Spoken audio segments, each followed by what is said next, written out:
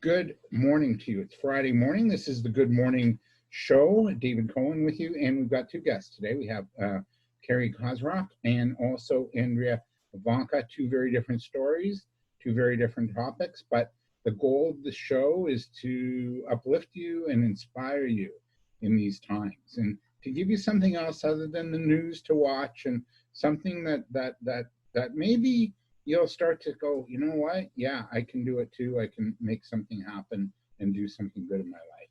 So our first guest is Cari Kozierok, and she's a seasoned business professional with 21 years as an entrepreneur in the nonprofit natural health sector before transitioning into the Jewish community work. She has served as an executive director role at major synagogues, most recently with the Dath Israel congregation, and prior to that, the Beth David Synagogue. She believes that balancing business principles and technology with heart is the passion and is the key to leading nonprofit organizations boldly towards their mission.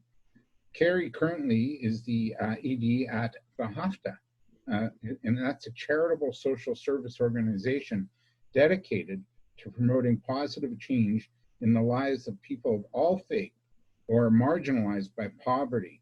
Vahafta is a Hebrew word for you and you shall love, and is committed to engaging community members in a meaningful way, a hands-on way, to support the collective mission of the organization, which is Tikkun Olam, which means in Hebrew, it's Tikkun Olam. In English, it means to repair the world. That we're here in life to make the world a better place from the time we come in to the time we leave. And Vahafta is a Toronto-based Jewish humanitarian organization dedicated to promoting positive change in the lives of those affected by poverty. Welcome, Cari. So nice to. Thank you. Thank you for having me. So you did a bit of a fundraiser, Facebook, YouTube Live event last week. Yes. To raise funds, but you discussed what life is like right now for those living on the streets. What is it like right now for those living on the streets? I mean, we're also consumed by our own, concerns. Well, the kids aren't in school, or they're home, or I don't have a job. And these are, real concerns too. But, what is life like now for those living on the streets in the city of Toronto? So, people say we're all in the same boat when it comes to COVID. And while we are all facing a challenge and everybody is facing it in their own way, it is not the great equalizer as has been suggested. And in fact, we know that there are vulnerable populations who have been impacted in a much more severe way than other populations have. And unfortunately, people who are experiencing homelessness are the most vulnerable people in our community. And so they have been impacted pretty severely since the outbreak of the pandemic. For people who are, a lot of people don't know too much about what homelessness, the word, the concept encompasses. Most people think about, when you think about a person who is, quote, homeless, you think about somebody who you see sleeping on the streets. And in fact, those are called street homeless, or people who are sleeping rough. And those are people who are living outdoors. And unfortunately for that population, which is a population that's served by our outreach van, we've seen a shocking increase in the number of people who are sleeping rough on the streets of the city. Oh, there you are. Yeah. And it's been really a very shocking thing to see that in a matter of a few weeks, the street homeless population by the end of March was estimated to have doubled, by the end of April to have tripled, as folks who were experiencing homelessness may have been in the shelter system, and out of a fear that they couldn't provide for social distancing measures and there was a danger of an outbreak in a shelter, they, probably were pretty prescient in thinking, I'm going to leave and I'm going to brave it on my own on the streets. And with the weather being what it's been, today is different, which is nice. But it has been a very cold and uncharacteristically cold March and April. So for folks who have been experiencing homelessness and sleeping rough, it's been tough times. With so many services closed, both formal services for this population like respite centers and safe injection sites and drop-in centers, as well as all of the informal supports like, Tim Hortons coffee shop, the public library, community centers, and shopping food, food courts. It's left the folks who are experiencing homelessness without a host of supports that would normally keep them warm, fed, and safe. So it's been very, very tough for them. Where have they gone? Like, what alternatives? I know I was out like last weekend, and I was away from the city, and I couldn't find a washroom to use. And, right. That's just me. So where have they gone instead then, Cari, to sort of, keep warm or use a bathroom, let alone get a hot coffee somewhere? So the bathroom has been one of the biggest issues that we were hearing about very early on. As soon as the closures all took place, we were being told people couldn't, let alone wash their hands. They couldn't even use a washroom, and that was a huge issue. The city has responded to some extent, setting up temporary portable wash stations and toilets, but it's only in certain locations, and it's been a challenge. What we're seeing on the streets is that people have set up tents and are living in encampments throughout the downtown core. And I know that it's interesting for most of the people who may be watching this. We've been told to stay home, and so people are staying home, and due to the safety concerns for our outreach van, which is out serving the population of homeless individuals each night, I've been going out with the van at least once a week, more than I normally would, just to ensure that our safety protocols, that our staff are safe, that our participants are safe. And so I've had a really unusual view of the city during this pandemic, and what I've seen, I think, would shock most people, which is that there are tent encampments that have sprung up under just about every bridge in the city, in ravines, in parks, under the Gardner Expressway, like all over the city. And even, to see it very simply would be to drive down University Avenue and see in the median tents set up. So people have set up tents and they're trying to survive. And our outreach van, when we arrive at night, with what we do with our outreach van is we serve hot meals, as well as a cold meal that they can keep for the next day, as well as clothing, harm reduction supplies for those using substances, as well as sleeping bags and hygiene supplies like a toothbrush and toothpaste and that sort of thing. So, but what we're hearing is by the time we're getting there at 10 o'clock at night, this is the first meal that people have eaten yet that day. And so food security is a huge issue for them as well. Yeah. Are they helping one another? It sounds like they are. So. It's really the most touching thing about working with this population is that, so many times I've heard people say like, oh God, it must be so depressing. And I'm like, it's inspiring. The people who are, today experiencing homelessness and facing this pandemic while living outdoors, they are a community to each other. There is a genuine spirit of giving and support. And I think most people are often very surprised to hear that, because there's, a perception that, it isn't like that. But when our van arrives at a specific location and people will say, hey, have you seen so-and-so? I was out with the van last week, and the city has undertaken a rapid housing program specifically geared to this population of encampment folks. And there was a couple that was moved into the one of these apartment units. And I met another couple, and they were asking me about them, like, how are they doing? And I was like, we're not actually running the program. We're just partnering with the city agency in making the referrals. So they were like, she was telling me, the woman in this couple was saying, I'm so excited because we're going to be in the same place, because we got an apartment too, and now we're going to be able to see each other, but we won't be seeing each other outside of our tents in the middle of a University Avenue.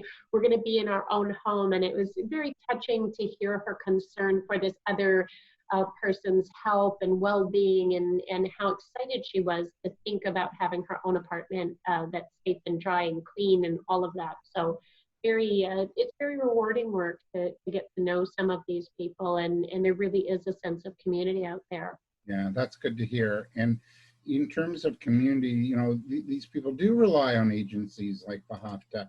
What agencies are still connecting to Toronto's homeless right now? I have a feeling Scott Mission's pretty active, and Fred Victor probably too. What are you hearing out there? So I'm not hearing too much about what other agencies are doing. We were kind of focused on ourselves and keeping ourselves going, and the specific agencies that we refer people to. Some of the typical kinds of services are definitely closed. Sorry, tickle in my throat. But others are operational. Any agency that's operating a shelter would be operational right now. So places like Fred Victor and the Scott Mission and those kinds of places would be operational. And there are still, I'm still hearing about this and that meal program that is still operational and have been throughout the pandemic. The challenge is that most of those meal program will be on a Monday and a Thursday for dinner, and this day and another day for breakfast. So what I've heard from folks on the streets is that, you know, it's spotty. There are some programs still operating. I'm really proud that we've been able to operate our van throughout this whole time. It's been difficult just out of a concern for safety of the clients that we're serving, and obviously for our staff as well. But we have been operational, and we've increased our service quite significantly. Wow, that's amazing. How has the city of Toronto as a whole handled the homeless issue? And what would you like to see them do maybe more of moving forward? So, look, I get asked this question all the time, and you know, our organization is not politically affiliated, and we're not activists. And you know, I have to say that I can't speak to what the city has done in the past. Long before COVID, there was a very serious issue of homelessness in the city of Toronto, and it's been persistent and it's been growing. And we see it grow in the work that we're doing.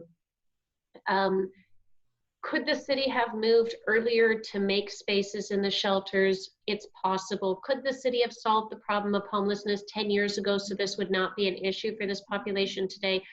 Probably. What I can say is that in working with our partners at Streets to Homes, which is the city's outreach agency, I do see a genuine effort and desire to make some changes, and I've seen them move very, very, very quickly. For example, in this rapid housing program that specifically targeted what are considered to be the most difficult to serve, which are the street homeless population. So these are chronic homeless rather than transient homeless. It's tough to serve them, and it's tough to place them. And I was really impressed that the city identified this particular population, targeted them. They were able to secure 125 units, which is for singles or couples in a very lovely apartment buildings, 2 apartment buildings. And I think that was a move in the right direction.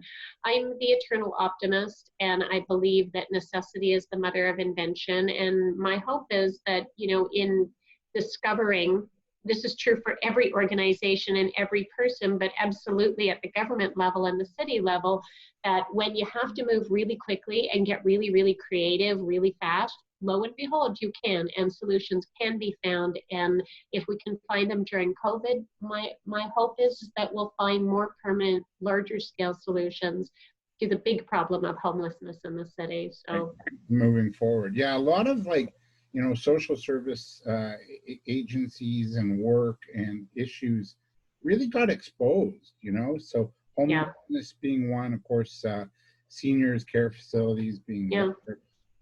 Now, you know, Cari, we have a view or a bias as to who the homeless are. So they're not just like the sort of chronic group. Who are they? What do you see in your work at Bahafta, Cari? So, you know, it's an interesting question. I love that you asked that question, because we don't often ask about a who when we talk about a whole population. And that is very much the spirit with which Wehrhafte operates, which is that we are working with individuals. And we always say individuals who have been affected by homelessness, because they are still individuals. They are not homeless people. They are people who have had different life circumstances. And they are truly individual. Each one, each story, each circumstance, very different from the other. No different than anybody else that you would meet. Um, in normal times, not during COVID, half of our mission is really geared towards mobilizing members of the community in very hands-on activities. So I mentioned our outreach van. So in non-COVID times, our outreach van goes out with 2 of our professional staff who are outreach workers, along with 4 volunteers from the community. And one of the reasons we do that is that when people from the community, ordinary citizens, ordinary folk, come into contact with people who have experienced homelessness, they discover very quickly that these are individuals who have experienced homelessness, and that being the operative word, and they're individuals. And our belief is that when we bring 2 humans together in the same place and we stand eye to eye with another human being in their humanity, us in our humanity, what we tend to find is, regardless of the many differences between us, as humans, we naturally seek out the commonalities. And once we do that, it grows our empathy and our understanding that, you know, this person is different from me and their circumstances are different from me, but wow, we're both moms, or we both went to this school, or we grew up in the same neighborhood, or whatever it is that brings that commonality. They have a dog, I have a dog. And that's the part, once we connect that way, it's impossible to have them as those people ever again, because they're not those people, they're this person that I connected with. And that's one of the huge powers around, you know, dispelling the myths and the stigma that's attached to homelessness and individuals who have experienced it. And it's so much a part of what Wehrhafte is working towards. Yeah, I love it. And, you know, there's that quote, biblical quote, where 2 or more are gathered, there I am, right? So, yeah. Now, a lot of, you know, homeless are recent refugees. It's hard for regular Canadians right now to make a go of it. You know, if you're new to Canada and new to the culture and the language, I'd imagine this is where maybe refugees and recent immigrants might be falling through the cracks a little bit. Are you seeing, you know, that segment going through some more challenging times right now? I think that the refugees, you know, in the last couple of years, there's been a significant increase in the number of refugees in the city, in the shelter system, and experiencing homelessness. So we have had an increasing number of participants in our various training programs who are refugees. And it's, as you said, it's incredibly challenging, and the challenges are exacerbated when there's a language barrier, when when there's fleeing from a traumatic past, when families are here in the city together and facing housing challenges, and the COVID challenge is that much greater. We're hearing from families who are refugees who have been fortunate to get motel rooms, which is a common way that families are housed. But the setup is that they're all together in one hotel room or motel room, and they're there 24/7. So a family of 5, a mother, a father, and 3 young children, all in one room 24 hours a day. And the children aren't allowed to run in the hall, and they aren't allowed to go out. And, you know, again, that notion that we're all in the same boat, we're not all in the same boat. And as folks are, you know, I'm hearing people say, oh my God, what am I going to do with my kids? And I'm homeschooling while trying to do a job. That's a challenge, and it's not to diminish it. But when we think about, imagine doing that in one room with 5 people and no escape, it's a different kind of challenge. It's a different level. Yeah, you know, we're just trying to keep together, self-isolating for 2.5 months so far. You know, I could just imagine the challenge of a you know, a single woman with 3 kids to look after, and they're in the shelters. What's you know, like, what's the experience like? What are they telling you when you meet, you know, a You single? know, I think that's where there are certain similarities, which is, you know, we're all facing an uncertainty about the future. We're all facing, I had this or that plan, and those plans are now dashed, and what do I do?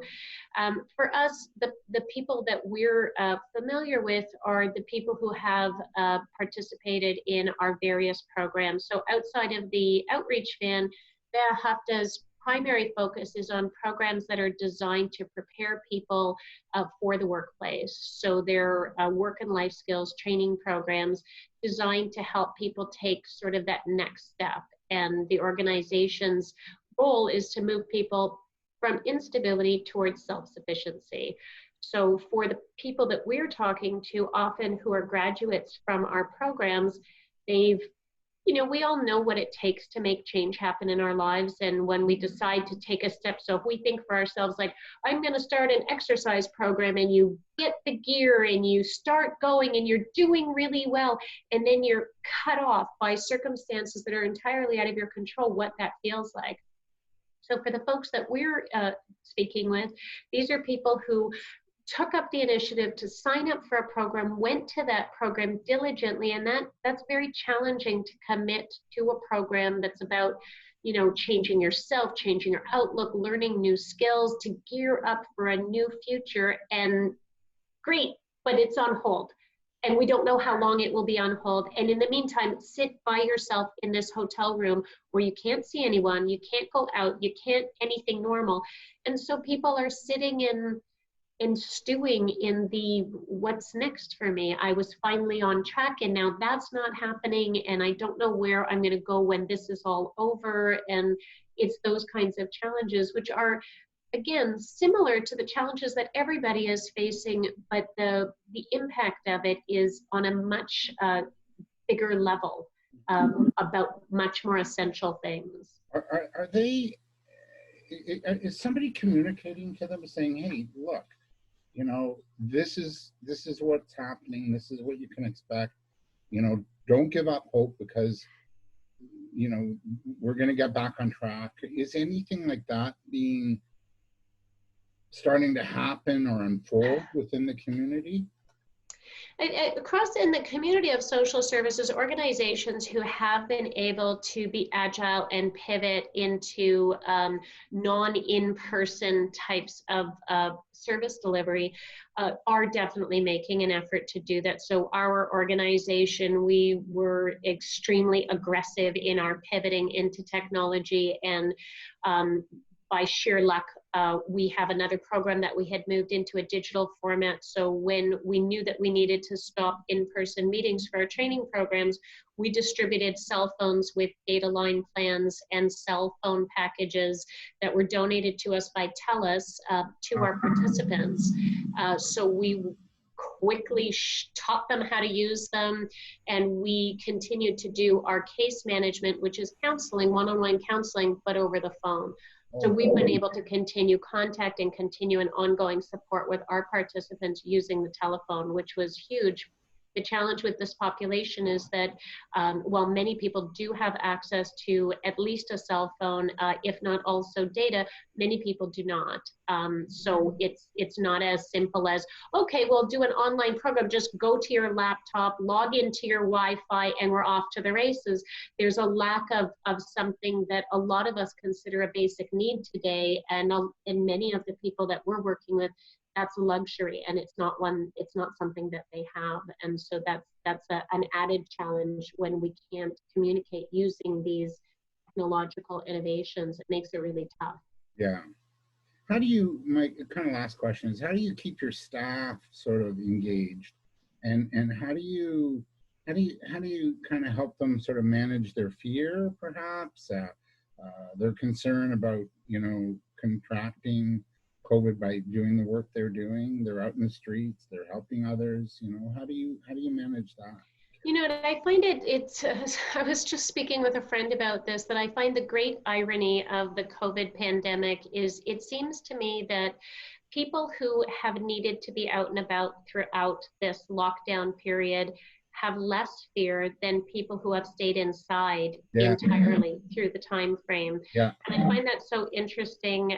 So my outreach workers who are, doing in the best of circumstances without any pandemic, very physically challenging, emotionally challenging work, and going out and literally driving around the streets of the city and going to people who are sleeping on grates and on park benches and talking to them and, trying to help fill the needs that they have. Um, the work that they do, they're very passionate about their work, and so they're highly motivated to keep going. And I think it's me who's more concerned about keeping them safe and wearing PPE and doing the protocols than they are. And many of our staff who have been at home throughout this time period are feeling very nervous about coming back to work and venturing back forth. So it's sort of to the one group, it's like, you have to take this serious. It's really serious. Be really safe. And to the other group, it's fine. Come back out. You will take all of the precautions and it'll be fine. So I imagine that's true in most organizations right now. We're at a very funny juncture in this little pandemic of ours. Yeah. I know. I don't know if it's up or down or where it's going right now. Yeah.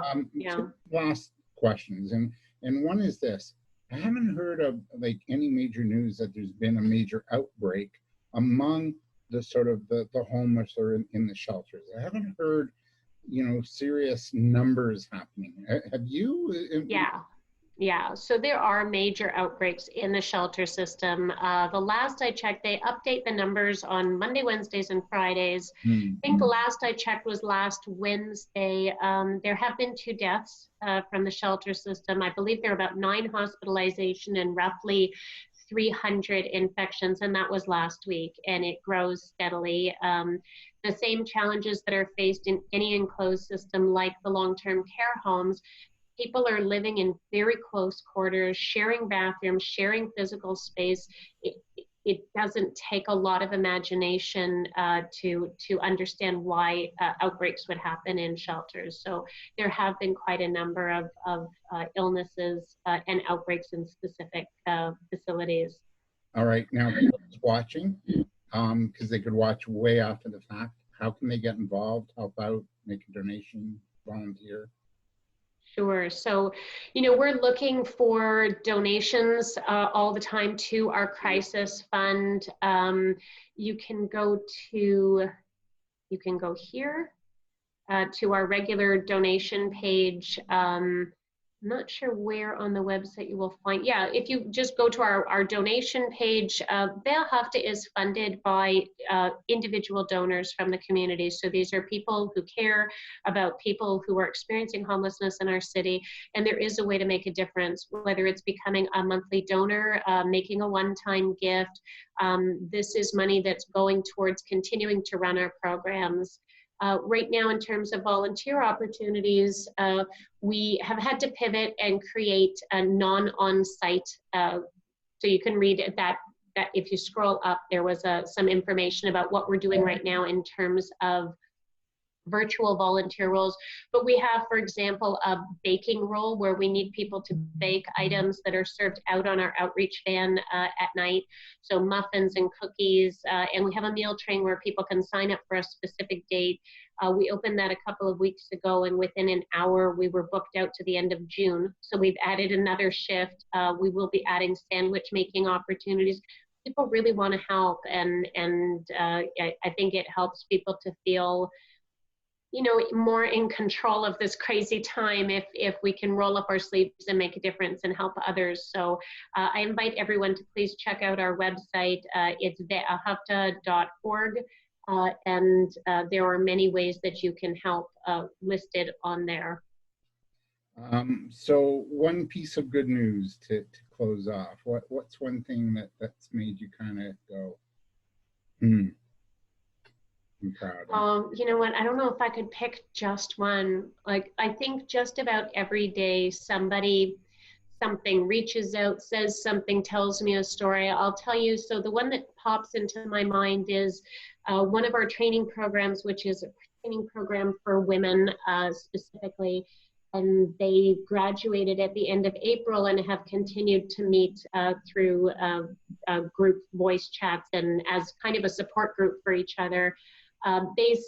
They compiled a list of positives during the time of COVID, and it included things like, I get to wear my pajamas all day, or I get to, spend more quality time with my family. And one woman wrote, I was able to make some masks, and I walked around my building and distributed them to all of the elderly people living in my building. And we circulated around to all of our staff, and we were like, if people in this circumstance and people who are facing really far more challenging circumstances than we personally are and find the silver lining in this, it's a good reminder to the rest of us that there is always a silver lining. And I thought that was really beautiful. Thank you so much for this. I know we were supposed to do this last week, but this has been worth the wait, I'm telling you. So thank you so much, David. Right. It was wonderful to talk to you. Stay well, and I'm going to be calling you in the next couple of weeks to come in and make sandwiches. Okay, amazing. Amazing. All right. Thank you, David. Nice to meet you. Right, all the visually, best. Virtually. Yeah, you too. That was Cari Kozierok, and she's with bahafta.org, and she joined us from her home office today. Our next guest is the lovely Andrea Ivanka. Oh, you've got the screen in behind you. Is that the green screen? I like it. You just got now. You just need your audio. No, I can't hear you. You've got to unmute you. No, not yet. Okay. As you do that, I'm going to read your bio. So our next guest is Andrea Ivanka, who's a little firecracker. If you've ever met her, I've met her quite a few. Oh dear, I can't hear. Yeah, it works. It works. I hear you, so hopefully you can hear me. And Andrea is an international coach and speaker, speaking in over 60 countries, serving over 1,000 customers and clients. She's an international speaker and coach. Andrea comes from a background that has always included educating and empowering aspiring leaders. She is the game changer. She served over, as I said, 1,000 customers, spoken to over 9,000 people worldwide. She's been featured on TV shows, radio shows. I had her on as a guest when I did my radio show a number of years ago. Yeah. She's shared the stage with media tycoons, multimillionaires, A-list celebrities. The person that you see on the big stage is the same humble person you'll meet at a coffee shop. She stands for authenticity, integrity, and fun. She helps high-achieving, open-minded entrepreneurs and sales professionals who are ready for a breakthrough by giving them an unfair advantage in their industry, all through winning communication that has helped some of her clients grow the business by up to 400% within a few short months. Her client's favorite phrase is, work with Andrea before spending any more money on marketing. In her day-to-day life, Andrea holds the vision of her clients being powerful and unstoppable and capable of achieving anything that they set their minds to. She's committed to their transformation, and in doing so, knows that the world will change one person at a time. Andrea also loves traveling by train, adores Mexican food, and can say thank you in at least 8 different languages. Her guilty pleasure, Korean dramas. Feel free to say hello and get connected. She'd love to hear from you. And I'm going to just show you her website and share my screen. And there it is. There's where you get in touch with Andrea Ivanka. Andrea, welcome. Hey, thank you. It always sounds like a big mouthful and so much when somebody else is introducing me and sharing, it's like, yeah. Are they talking about me? Yeah. And then we just think, yeah, but I just show up and I get the work, It's what I do, right? So, yeah. So the reason I wanted to have you on wasn't to talk about sales. That'll be a later date in business. But you contracted the coronavirus. How did that happen? Like, who were you? No idea. And it's really interesting because when I first got sick, calling into telehealth and these other places, there wasn't enough testing. And so what ended up happening, I can actually show you like on my phone. I don't know if you can see, you've got the glare. It says COVID-19 screen positive. So I got screened as positive based on my symptoms, the tests, or not the tests, sorry, like based on the sound of my cough and without an actual test. So it was really interesting because at first when I called in, they were like, well, we're not really sure. You know, doctor asked me a whole bunch of questions, and then I went back in to look at the diagnosis and I saw COVID-19 screen positive. I was like, okay, so what does that mean, really? And so it was a really interesting journey navigating the medical system with what was going on with testing, with how sick I was. So yeah, it was an interesting journey, that's for sure. What was the care like? Honestly, I had a good experience, but I don't know if this is me, like where I like show up, I end up having good experiences. Here too. So yeah, I don't know. I feel very lucky that way. Yeah. Telehealth I couldn't get through to. Tried actually for a couple of days, but then somebody recommended this app that we've got in Canada called maple.ca where you can actually get on with a doctor. So I ended up getting to speak to an actual doctor, like I said, listen to the sound of my cough, like listen to my symptoms, listed everything off, took a look at my back history. And that's where pretty much they made the diagnosis based on everything they were hearing without the test. Because back when this first happened, like that screening date was March 21st. We didn't have enough tests yet in Canada. Yeah. And so for 2 weeks, I was like really sick. I started to feel like I was getting better. I went like back to work for a week. Like I really wanted to get back to my clients, and then I just backslid. So when that happened, I was on the phone with them again. This time they got me even connected with my doctor and just making the best recommendations they could. Because one of the things they said to me is, you're not coughing so much that you can't speak in full sentences. So again, at the time they were still saving the tests. So back in isolation again for 2 more weeks. And it really took, I'm going to say about 6 weeks before I felt like 50%. And now I would say I'm at like 95%. So it was an interesting journey. That's for sure. What symptoms did you experience? So the cough, oh my God, it was like the cough from hell. If you asked my family, it's like I would cough so hard and it would be like, but it was so dry. Like there's no, like I didn't have any phlegm or anything coming out, but it hurt like hell. And so I'd talk a little bit, let's say to somebody through the door, and I'd be coughing again and coughing again and coughing again. The first little bit, like the first week or so there, I had an on and off fever, you know, it would come and go. And so I'd end up between like sweating to pieces to freezing cold. And like one of the things I shared in one of the posts I did was like the laundry basket was literally just full. Like the one side effect that I did not think of was how much laundry I had to do, because like I'd be coughing all over my clothes would be soaked in sweat, then I'd be freezing cold. And I was trying not to cough all over, obviously, all over the place. So I'd be coughing into towels all the time. I was exhausted because there was some nights where I was coughing so hard, like I couldn't sleep properly. So I'd fall asleep during the day for a bit, or, you know, I'd fall asleep for a couple of hours at night. And I think one of my real worries was that I would end up in the hospital because I'm missing my spleen. So I'm immune compromised. It got taken out during a surgery years ago. So I really take a look at like between Satya, my partner, and my mom, like my mom was on top of me with taking supplements, making sure I had like everything I needed, liposomal vitamin C, and there's this like oregano cold and flu and zinc and vitamin C and like all of these things. And you know, I can't say for sure. I can't say, okay, it's because I took the supplements that I didn't end up worse, but certainly my immune system, I think, benefited from the boost. Who took care of you? Like who did your laundry and who did? I did my laundry mostly. So we have an interesting setup. Like we helped take care of my grandma. She's got dementia. So we're actually at her condo. When I say we, it's my partner, Satya, and I. And then my mom has the condo right next door.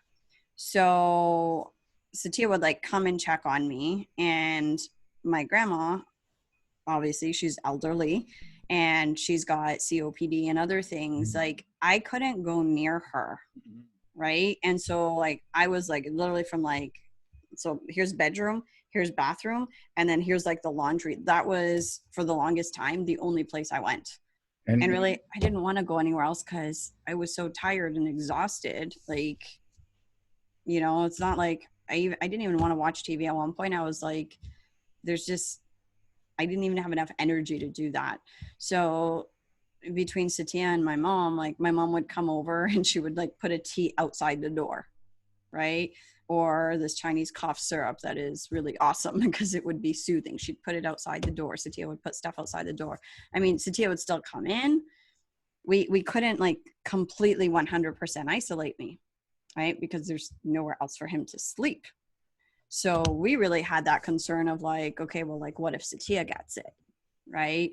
So he had a little bit of a cough for a bit, but we had this whole system set up where like I would literally not go near my grandma. And then if he had to give her something, he'd have made sure like he had showered, like washed off, washed his hands. We were wiping everything down. I mean, we're still wiping everything down. I haven't given her a hug in 2 months. So a lot of hugging going on these days, you know? Yeah. And that's, you know, it's sad. Like we've started going out for walks now, like now that, you know, my symptoms are gone, I'm not coughing, like none of that. But I see people and some of them will still smile at each other, you know, as they pass by or from a distance. And other people, like you'll see, like they'll literally like go like on the other side of the sidewalk. And it's sad for me where there's so much fear, like they won't even smile. You know, it's like, oh my God, another human being. Right. Oh, I know. You know, and that's the part that for me makes it sad. Like I know it's serious, it's spread. The reality is that most of the people, even if they've got a longer like getting better period, do get better. And I think that's something for us to remember is, you know, it is contagious, it is spreading, but most people are going to end up okay. And I think that's, you know, it's something. How did you treat it aside from zinc, vitamin C, the Chinese cough syrup, some hot tea? Towards the end in the last 2 weeks, like this was when we contacted between Maple and my doctor. They just basically said, take some cough syrup for the mucus, because even though you're not feeling it, it's actually in there. So once I started taking some Benylin, and then I actually, in the last 2 weeks, started feeling like a little bit of it, like it was like up in my throat. It felt like you have this tickle in your throat and nothing's coming out. But then other than that, just soup and sleep, honestly, because it's like when you're coughing that much, you're that exhausted, you don't really want to do much else. So as I started getting better, then it was just, I'm going to say being patient with wanting to do like everything all at once. It was just, pacing myself. The reason I wanted you, because you wrote a really interesting piece about some aha moments through this. Yeah, huge. You know, bargaining with God to realizing how you want to change how you live and work. Yeah. So you had some big aha moments as a result. And I'm sure we all would, right? We're all having aha moments, whether we've had it or not. We're at home isolating, going, yeah, what, right? So what were some of the big aha moments as a result, and what happened? And how have these aha moments changed as you move through the virus? So I think one of the biggest ones that like just the words pop into my head, and this is exactly what I wrote, that it was a spiritual 2x4 to the head. Like really, it was that no matter when I've gotten sick in my life, that my goal was always to get better enough to get back to work. Mm-hmm. You know, and that is a very, very different focus than Andrea gets to be healthy. Very different focus, you know, and there's nothing wrong with wanting to be of service and show up. Like my clients know I love them. But for me, it really meant like when I talk about being kind to yourself and loving yourself, even though I thought I was doing certain things in my life, that wasn't actually my focus at all. Mm-hmm. And so when I dug deeper into that, right, it's like this almost like need to prove I have value in the world by doing. And I realized, you know, as time went on, and it wasn't letting up as quickly as I thought. You know, at first I thought my 2 weeks of self-isolation and I'm going to be done and I'm going to be good to go back. And then that didn't happen. And then it lingered and it lingered. I started to realize like how much of my time was being spent with business related things, and not even time where I was in front of my clients, but like mental time. Mm. Like I would go to sleep thinking about them or things that needed to be done. I'd wake up and the first thing I'd be thinking about was like the 10 things I needed to do today. And even though I was doing things like meditating and doing like hypnosis and stuff like that, my focus wasn't on me. And so getting that realization, like I'm a big fan of, I mean, I'm a coach, but I believe in, if you're going to be a good coach, have a coach. I remember talking to my coach and she said, you know, like you've been a hard nut to crack. Like over the last couple of years, you've had a couple of different things come up and like, you didn't get the message of like how important it is to take care of you. And this time I finally got it. I just finally went like, okay, I get it. You know, I talk about we're alive, our life matters. And here I was not really realizing like how important my life was for me. So there's been lots of, I'm going to say, little changes and then a couple of big ones. Like right now, because I would say my energy is not quite at 100% yet, I ease into my day a lot different. So I'm waking up between 8 and 9. You know, before I would already have stuff scheduled at 9 and be ready to go. So I've given myself some space to sleep, right? Because my sleep schedule got completely out of Oh yeah. whack. But you know what? Even if you're healthy, like people's sleep patterns are way. Oh my God, everybody's out of whack. I know they're getting up at 4 a.m. and you know, talking to angels. I don't know, whatever. Well, and it's I always say, hey, if you're up at 4 a.m, you know, I need a little help cleaning. Come over. Well, and people are stressed out and anxious, right? Like a lot of people I've talked to, like their sleep schedule is completely out of whack. Yeah. So I wouldn't have given myself that grace before. Like it was almost like, you know what? Successful people get up early and they get shit done. Right? Sorry, they get stuff done. No, And so I've heard worse. yeah, and that's just like we hear a lot of that. And at the end of the day, I'm going, if I'm tired, if I'm exhausted, I'm not going to be effective anyways. I'm not enjoying my life, right? Just like trying to like push through everything.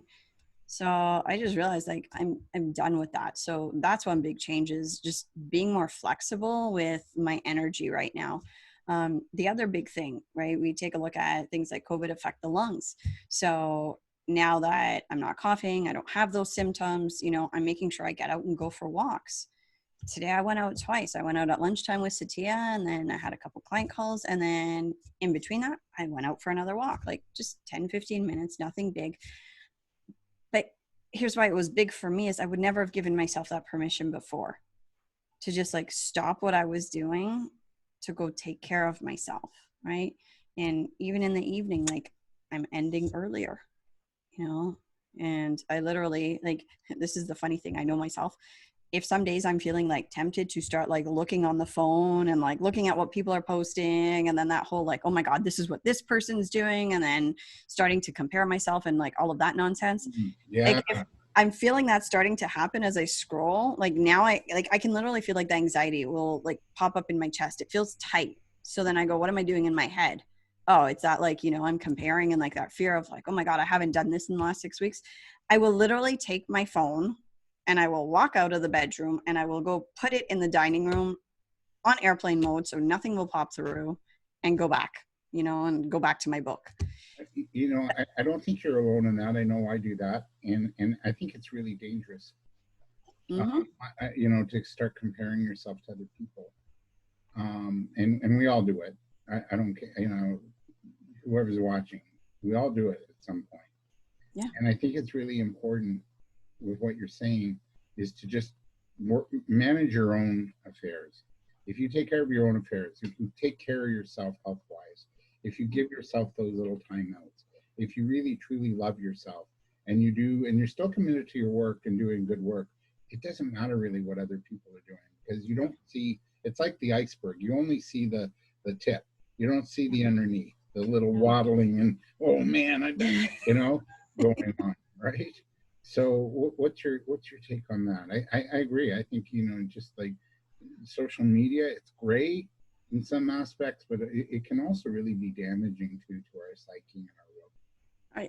I think when we fall into the comparison thing, right, what ends up happening with most people is they're not comparing accurately, right? Right. I know I even used to do this and I wasn't aware of it when I was first starting out. I'd be comparing myself with like people that were like 5-10 years ahead. So they have entire teams managing things, or they have a company that have more employees and things like that. So I think one of the first things for me, at least lately, is I compare myself to where I was a week ago. And then I compare myself to where I was a week ago. I look at a couple of weeks ago, and, if I look a month ago, let's say, I was just starting to come out of things. So I was still sleeping most of the day, like on and off when I could get some sleep in. I was still coughing a lot. I couldn't have like full conversations with people. Now I'm like, okay, I'm like on the phone with clients, but I have time built in to take care of me. Like even yesterday morning, I sat outside and read my journal and had a smoothie and sat in the sun. If I was in a place where I was like obsessively scrolling on social media from first thing in the morning, I probably would have felt guilty about sitting there and taking some time out for me. So, I think to people watching, like if you're finding yourself doing that, like notice what's happening in your body. Is your chest tightening up or your shoulders going up? And literally just make a conscious decision to put the darn thing down. Really, whether it's phone, laptop, tablet, because it's doing none of us any good to be in that, like I call it comparison-itis place. Yeah.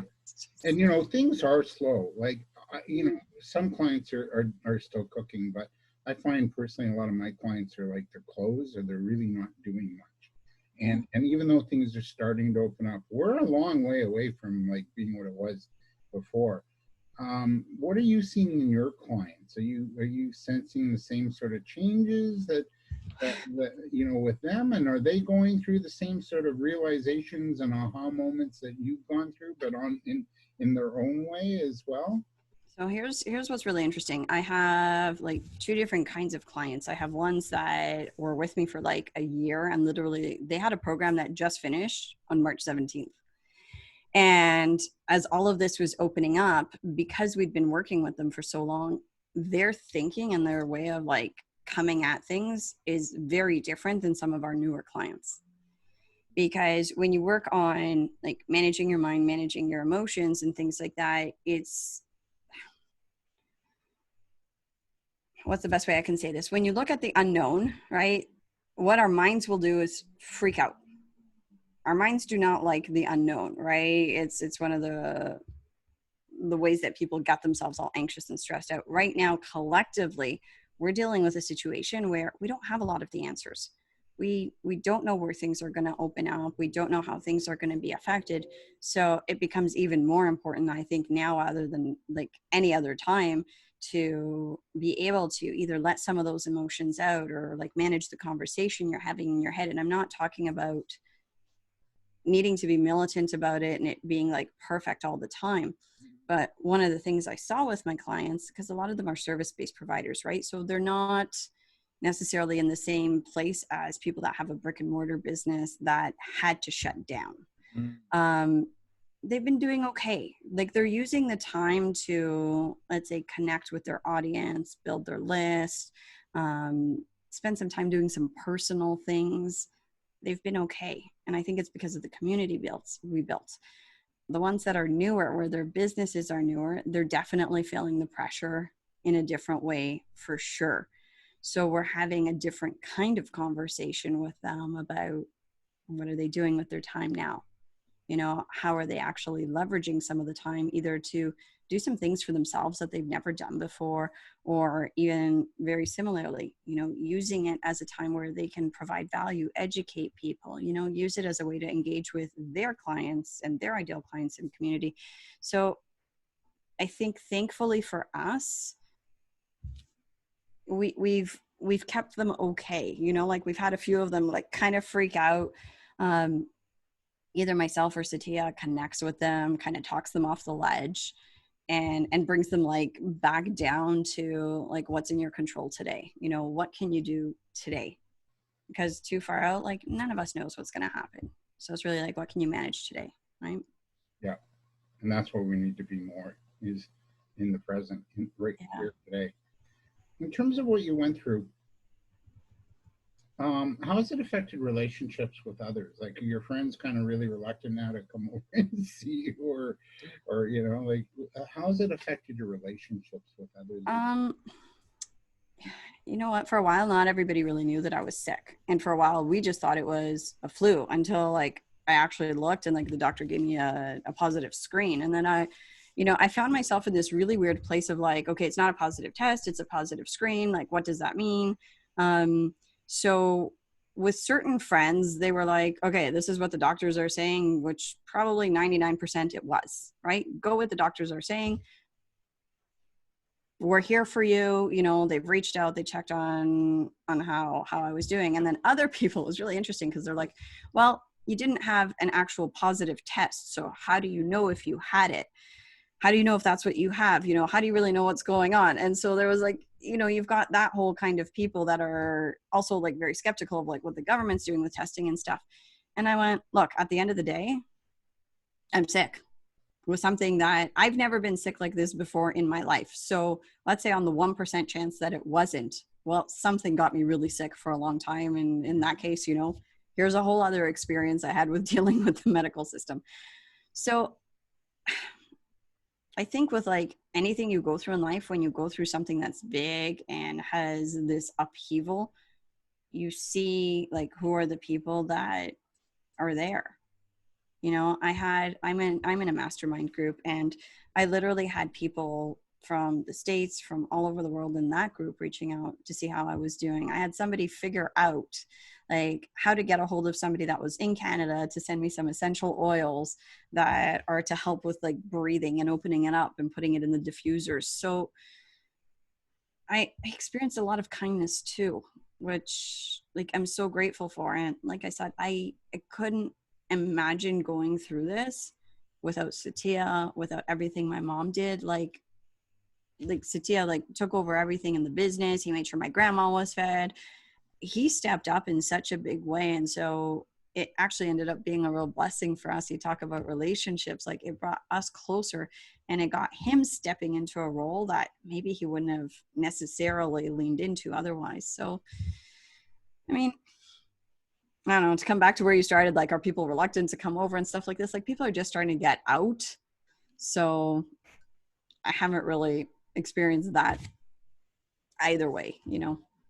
Do you think the changes you've gone through, revisiting your life, reprioritizing things, putting you maybe ahead, do you think that would have taken place if you were healthy and simply self-isolating at home? Or did it no, your brush with COVID-19 to I don't think it would have happened if I was healthy. Like, I look at the last 2 years and I really feel like the universe was trying to get my attention. You know, I had a concussion 2 years ago, and then a few months ago I had adrenal fatigue, and I really feel like the universe was like, knock, knock, knock, knock, knock, knock. Like, I'm trying to get your attention.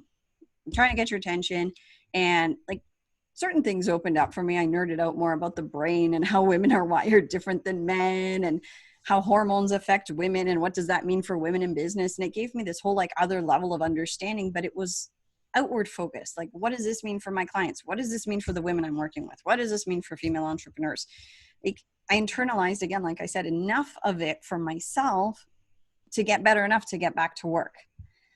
I think this time, because I was sick for so long and in such a way where I couldn't go back into some of those old behavioral patterns, like literally just couldn't, it took me deeper into a place of like a pattern that I didn't see and probably didn't want to acknowledge, you know, because you look at surface level, it's good to be driven, it's good to show up and be of service, but it was out of balance for me.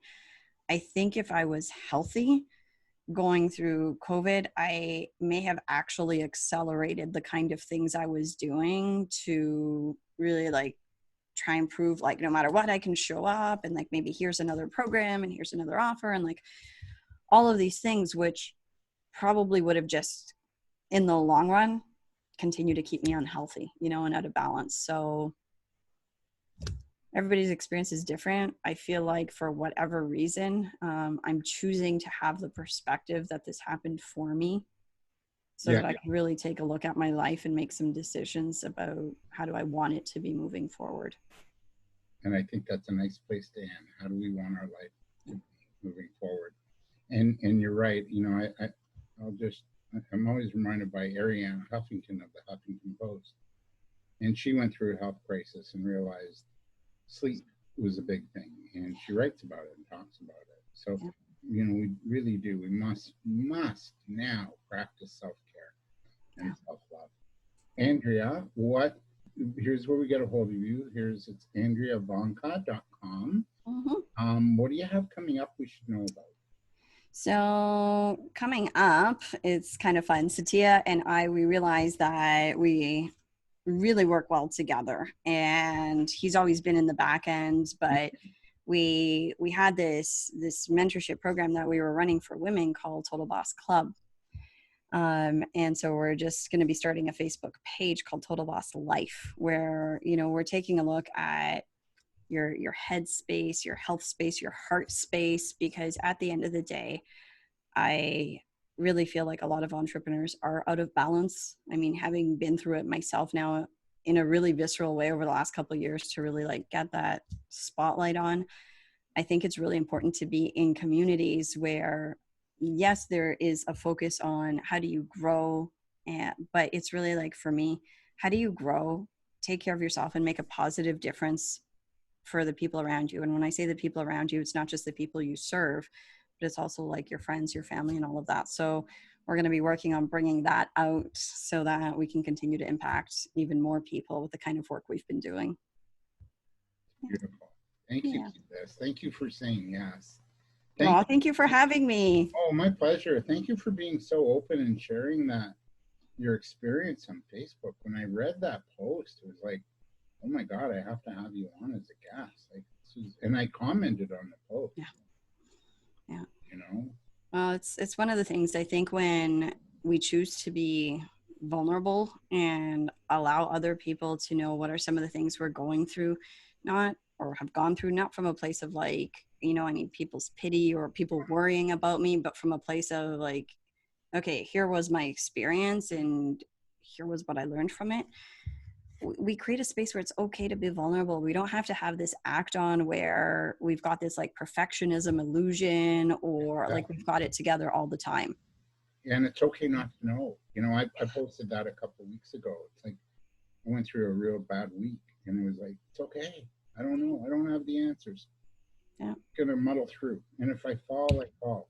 I'll get back up. I think that's what we're all doing, right? And this is where having connections like this, we get to pick each other up.